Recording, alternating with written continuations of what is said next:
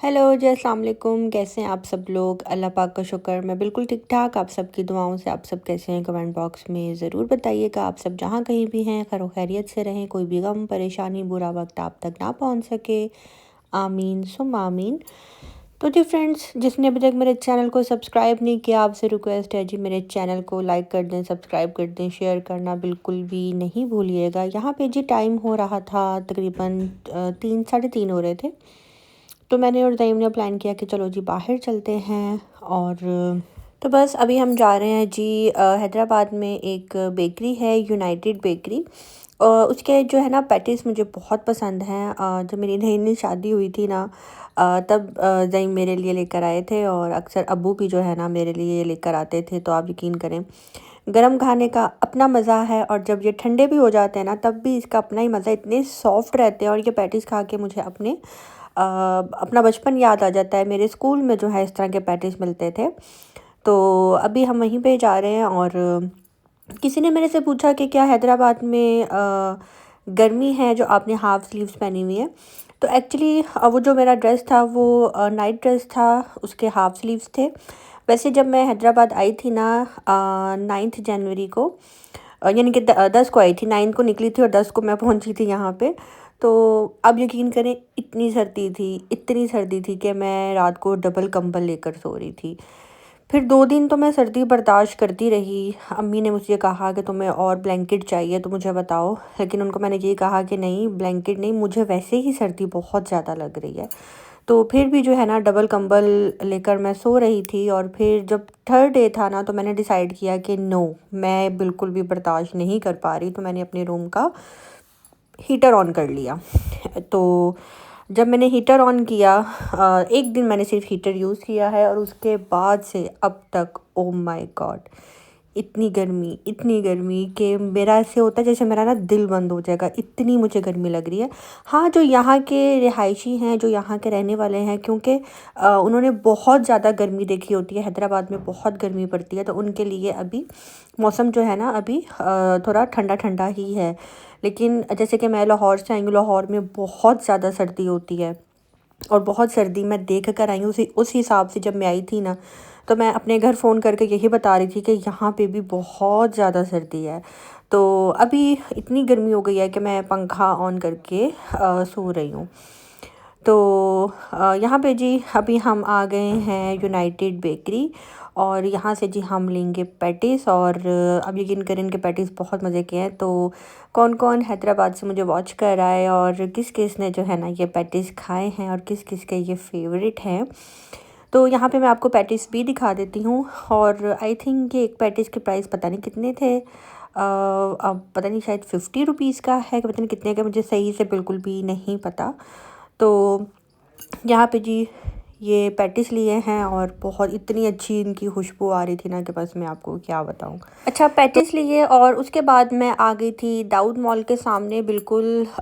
एक juice corner है जिसका नाम आई थिंक अनारकली के नाम से है, अनारकली जूस कॉर्नर।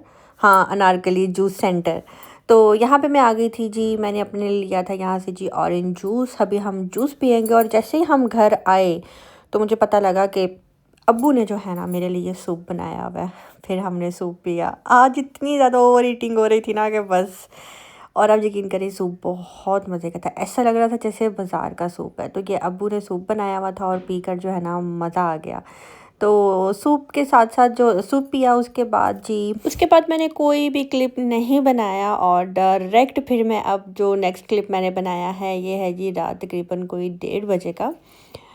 मुझे मेरे हस्बैंड ने बोला कि चलो बाहर चलते हैं, पिज़्ज़ा खाना है। और बस जी हम आ गए यहाँ पे कैलिफोर्निया पिज़्ज़ा। मुझे पिज़्ज़ा इतना पसंद नहीं है, मेरे हस्बैंड शौक से खाते हैं, तो बस जी मैं आ गई उनके साथ। तो बस यहाँ पे जी हम लोग पिज़्ज़े का वेट कर रहे हैं।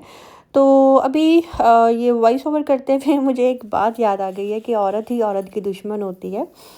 मैं ऐसी बातें करना तो नहीं चाहती, दोहराना नहीं चाहती अपने चैनल के ऊपर, लेकिन कहते हैं ना कि कुछ इंसान की शक्ल में जो है ना शैतान हमारे इर्द गिर्द घूम रहे होते हैं।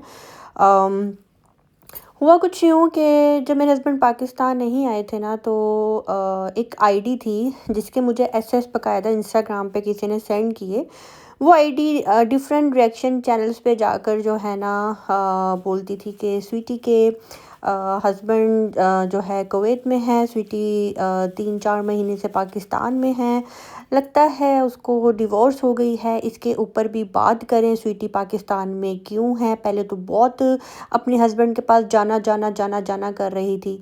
उसके बाद जब मेरे हस्बैंड पाकिस्तान आ गए तो वही आईडी सेम बाकायदा मेरे चैनल पे भी आई और कहा कि ना तुम्हारे भाइयों ने मुंह लगाया, ना तुम्हारे माँ बाप ने मुंह लगाया और ना ही तुम्हारे हावन तुम्हें मुंह लगाया। मतलब क्या है इन बातों का? मीन्स कि आप जगह जगह जाकर आपको इतना इंटरेस्ट क्यों हो रहा है मेरे हस्बैंड में और मुझे, वो मुझे मुंह लगा रहे हैं कि नहीं। अब मतलब कि मुंह लगाना किसे कहते हैं? मीन्स कि मैं अपने हस्बैंड के मुंह के अंदर मुंह डालकर जो है व्लॉग बनाऊं तो उनको यकीन आ जाएगा कि मुझे मुंह लगाया है कि नहीं लगाया। तो अब मुझे उनके ये कमेंट मिल रहे हैं कि जी तुम हर वक्त खाती रहती हो। भाई अगर मैं खा रही हूँ तो मैं अपने हस्बैंड की कमाई खा रही हूँ ना, मैं आपकी जेब में से तो नहीं खा रही ना। मतलब कि जब से मेरे हस्बैंड आया ना वो बंदी बिल्कुल पागल हो गई हुई है टोटली। उसको बिल्कुल समझ में नहीं आ रहा कि कोई रिएक्शन वाला मेरे ऊपर रिएक्शन बनाए, कोई रिएक्ट करे, कोई मुझे बुरा भला क्यों नहीं कह रहा। वो मतलब कि टोटली तौर पे जो है ना वो बंदी पागल हुई हुई है। उसको बिल्कुल समझ में नहीं आ रहा कभी मेरे भाइयों के ऊपर जो है बात करना। अब वो मेरे हस्बैंड के पीछे पड़ गई हुई है। समझ से बाहर है कि वो कौन खातून है जो कि बिल्कुल खिसकी हुई खातून है, बिल्कुल समझ नहीं आ रही। हम व्लॉग बनाते हैं, व्लॉग यहाँ पे शेयर करते हैं। एक 10 मिनट के व्लॉग के अंदर हम बहुत कुछ नहीं दिखा रहे होते, अपनी पर्सनल लाइफ को भी जो है ना हम लोग पर्सनल रख के उसमें से कुछ हिस्सा जो है आपके साथ शेयर कर रहे होते हैं। तो इस तरह के जो है ना मुझे वो कमेंट करती हैं ख़ातून और समझ से बाहर है कि उनको प्रॉब्लम क्या है मेरे से और मेरे हस्बैंड से। जब से वो पाकिस्तान आया है ना उनको जो है ना बहुत प्रॉब्लम हो रही है। इवन कि वो मेरे टिकटॉक को भी वॉच करके ना कह रही है कि नाच गाना करती है। भाई मैं कर रही हूँ ना नाच गाना, मेरी मर्ज़ी, आप इतना क्यों हो रही हो मेरा नाच गाना देखकर। खैर आज था जी जुम्मा और सुबह मैं उठी और उठकर जो है अपने रूम की जो है क्लीनिंग करवाई। उसके बाद जो है फ़्रेश हुई और उसके बाद जी आज हमारे घर में जो है ना देग आनी थी। मैंने एक मीठे की देग मानी हुई थी। तो अल्हम्दुलिल्लाह आज हमने जी मीठे की मतलब कि एक हलवा जो है वो बांटना था। एक उसकी देग थी और एक शब मेराज की जो है ना बिरयानी की देग थी। तो बस आज जो है हमने वो भी अपना जो एक हमने नियत की हुई थी वो भी पूरी करनी है। तो बस यहाँ पे देगे जो है ना आ चुकी थी और बाकी भाइयों को, भाभीयों को, बच्चों को सबको बुला लिया हुआ था। तो सब ने मिलकर ही जो है ना आज ये देग बांटनी थी। तो मेरे वलीमे पे ना लौकी का हलवा जो है ना बना था देसी घी में साथ ड्राई फ्रूट्स। तो वो मैंने फ़र्स्ट टाइम जो है ना अपने शादी में, बल्कि मैंने अपनी लाइफ में जो है फ़र्स्ट टाइम वो हलवा खाया था। तो मैंने अपने हस्बैंड को बोला कि चलो लौकी का हलवा जो है ना ये देते हैं देग में। तो साथ में ये बिरयानी थी। ज़ईम को मैंने बोला ज़ईम ज़रा ढक्कन हटाकर दिखाओ फिर सब आ जाएंगे। तो मैं प्राइवेसी का ख्याल रखते हुए जो है ना इतना बिल्कुल भी वीडियो वगैरह बहुत कम बना रही हूँ कि किसी का फेस वगैरह ना आ जाए। तो यहाँ पे ये रहा जी लौकी का हलवा जो कि बहुत मज़े का होता है। मैंने खाया भी अपनी शादी में ही था पहली दफ़ा। तो यहाँ पे जी सब बच्चे आ गए थे और बच्चे मिलकर हेल्प करवा रहे थे और कहते हैं ना एक और एक 11 होते हैं।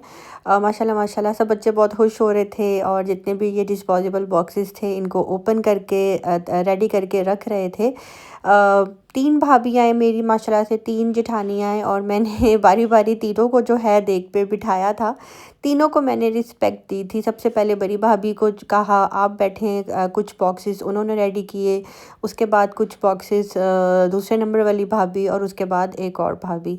तो ये एक रिस्पेक्ट होती है और हाँ इन चीज़ों से कोई फ़र्क नहीं पड़ता। अगर मैं किसी एक को ही कह देती तो बाकी की दिल आज़ारी होनी थी और इसलिए खैर अगर वो ऐसा नहीं भी सोचती लेकिन मैं ऐसा सोचती हूँ कि एक दूसरे को इज़्ज़त देने से जो है ना प्यार मोहब्बत बढ़ता है और इससे ज़्यादा कुछ भी नहीं होता। यहाँ पे जी बच्चे और मेरे जेठ जो हैं वो बिरयानी के बॉक्सेस वगैरह बांटने निकले हुए हैं। यहाँ पे अब टाइम हो गया है रात का, बहुत ज़्यादा थक चुकी थी। यहाँ पे जी मैं चाय पी रही हूँ और आज का व्लॉग मैं यहीं पे दी एंड करूँगी और जाते जाते यही बोलूँगी कि अल्लाह पाक ऐसी लेडीज़ को जो है ना नेकी की हदायत दे।